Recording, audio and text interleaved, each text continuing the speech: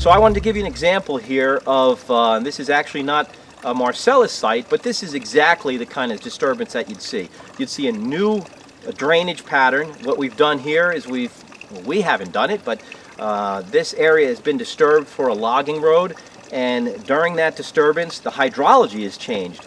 We've created this barrier in this low spot, and we've created a conduit. So now this barrier not only is problematic from an invasive species standpoint in the movement of invasive species seeds and plant parts, but it's a natural barrier now, or an unnatural barrier to the movement of any kind of aquatic species, amphibians, that wants to get upstream from this point.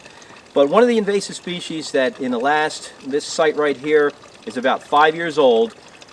When they brought these trucks in here, they introduced some soil to create this fill spot. And what do we do with the Marcellus? We move a lot of soil around. This soil had Japanese stiltgrass seeds in it. Japanese stiltgrass is an annual plant that comes from Asia, and it can create a carpet in the understory. It tolerates low light conditions, and it'll crowd out native plants and create what they call a monoculture, just a blanket of only Japanese stiltgrass. The deer won't eat it, so it gets spread all over the place.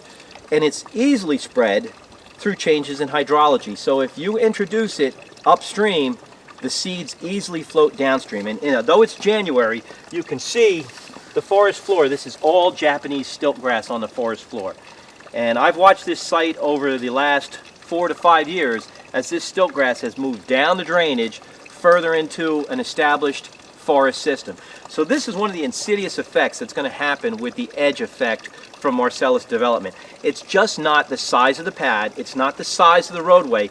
These edge effects, this invasive species, Japanese stiltgrass, will go hundreds of feet into the forest system adjacent to wherever you have these kind of disturbances. And right now, there are no biosecurity measures. There are some regulations on some of the state lands where they have to spray for it, but it's only for a certain period of time.